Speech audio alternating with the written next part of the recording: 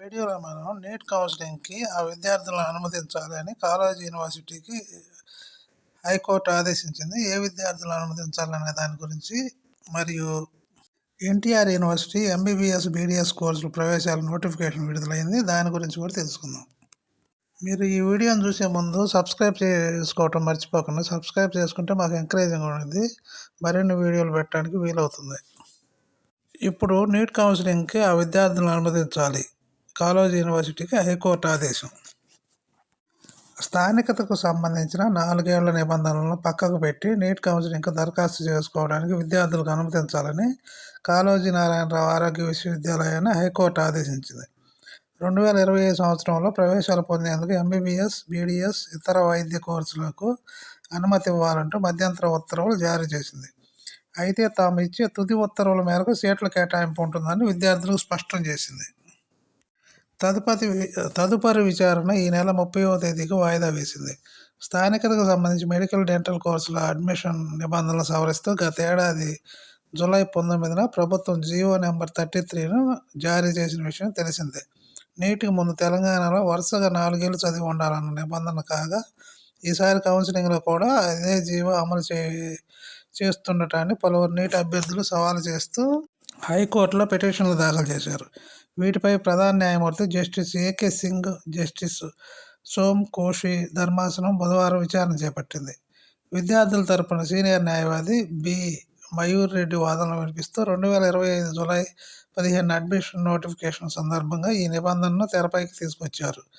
అయితే నివాస ధృవీకరణ పత్రాలున్న శాశ్వత నివాసితుల అడ్మిషన్ల కోసం దరఖాస్తు చేసుకోవచ్చని గత సంవత్సరం హైకోర్టు పేర్కొంది. సుప్రీంకోర్టు ఈ ఉత్తర్వులను నిలిపివేసినప్పటికీ సంబంధిత గడువు ముగిసింది. అలాంటప్పుడు హైకోర్టు ఉత్తర్వు అమల్లో ఉంటుంది. పిటిషనర్లకు దరఖాస్తు చేసుకునేందుకు అనుమతించాలని కోరారు. కాగా ఈ అంశంపై సుప్రీంకోర్టు బుధవారమే విచారణ జరుపుతుందని యూనివర్సిటీ న్యాయవాది తెలిపారు. వాదనలు విన్న ధర్మాసనం ప్రస్తుత పిటిషనర్ విద్యార్థులు దరఖాస్తు చేసుకోవడానికి అనుమతించాలని యూనివర్సిటీని ఆదేశించింది. గత సంవత్సరం హైకోర్టు తీర్పు ప్రకారం వారిని రాష్ట్ర నివాసితులుగా నమోదు చేసుకోవడానికి అనుమతించాలని తెలిపింది. 4 ఏళ్లు తెలంగాణలో చదువుకోలేదనే కారణంతో వారి దరఖాస్తులను తిరస్కరించకూడదని స్పష్టం చేసింది.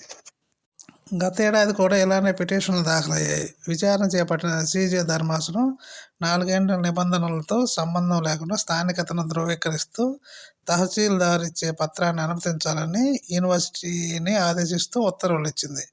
దీన్ని సవాలు చేస్తూ రాష్ట్ర ప్రభుత్వం సుప్రీంకోర్టును ఆశ్రయించింది. అయితే విచారణ సందర్భంగా 134 మంది పిటిషనర్లు అడ్మిషన్ల కోసం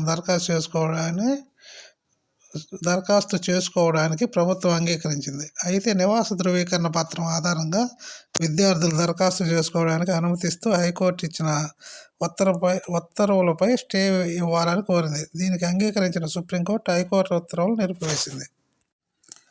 ఇప్పుడు ఎన్టీఆర్ యూనివర్సిటీ ఎంబీబీఎస్, బీడీఎస్ కోర్సులో ప్రవేశాల నోటిఫికేషన్ విడుదలైంది. దాని డీటెయిల్స్ తెలుసుకుందాం. ఆంధ్రప్రదేశ్ రాష్ట్ర వ్యాప్తంగా ఉన్న మెడికల్, డెంటల్ కాలేజీల్లో 2025-26 విద్యా సంవత్సరానికి సంబంధించిన ఎంబీబీఎస్, బీడీఎస్ కన్వీనర్ కోటా సీట్లలో ప్రవేశాలకు దరఖాస్తులు ఆహ్వానిస్తున్నట్టు డాక్టర్ ఎన్టీఆర్ ఆరోగ్య విశ్వవిద్యాలయం రిజిస్ట్రార్ డాక్టర్ రాధికారెడ్డి ప్రకటన జారీ చేశారు.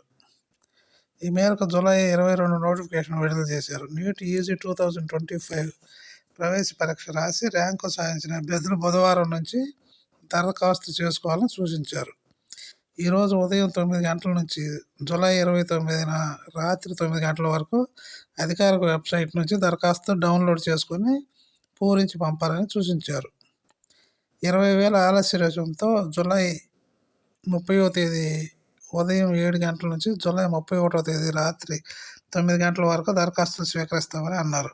ఇక విజయవాడ సిద్ధార్థ ప్రభుత్వ మెడికల్ కాలేజీలో 175 ఎంబీబీఎస్ సీట్లున్నాయి. ఇందులో 15% ఆల్ ఇండియా కోటాకి వెళ్తే 15% అన్రిజర్వ్డ్ కేటగిరీకి కేటాయిస్తారు. మిగిలిన సీట్లలో 65.62% ఆంధ్ర పరిధికి, 34.38% సీట్లు ఎస్వీయు పరిధికి కేటాయిస్తారు. నీట్ పరీక్షకు ఇంటర్మీడియట్ అర్హత కావడంతో 9వ తరగతి నుంచి ఇంటర్ వరకు వరుసగా 4 ఏళ్లు స్థానికంగా చదివిన వారికి మాత్రమే లోకల్ కేటగిరీ కిందకి వస్తారని ఆ అభ్యర్థులకు మాత్రమే లోకల్ కోటా కింద సీట్లు కేటాయించనున్నారు. ఈ 4 ఏళ్లలో ఏ ఒక్క ఏడాది ఇతర రాష్ట్రాల్లో చదివిన లోకల్ కోటా కోల్పోనున్నారు. రాష్ట్రంలో కొన్ని ప్రైవేటు వైద్య కళాశాలలకు జాతీయ వైద్య కమిషన్ నుంచి అనుమతులు జారీ కాలేదు. దీంతో ఆయా మెడికల్ కాలేజీల్లో సీట్లు పెండింగ్లో ఉన్నాయి. వీటిలో విశాఖపట్నంలోని గాయత్రి విద్యా పరిషత్ కాలేజీ కూడా ఉంది. మరోవైపు మెడికల్ సీట్ల ఫీజుల మార్గదర్శకాలను కూడా విడుదల కావాల్సి ఉంది. ఓకే ఫ్రెండ్స్, ఈ వీడియో కానీ మీకు నచ్చినట్టయితే లైక్ చేయండి, షేర్ చేయండి, సబ్స్క్రైబ్ చేయండి. Thank you very much.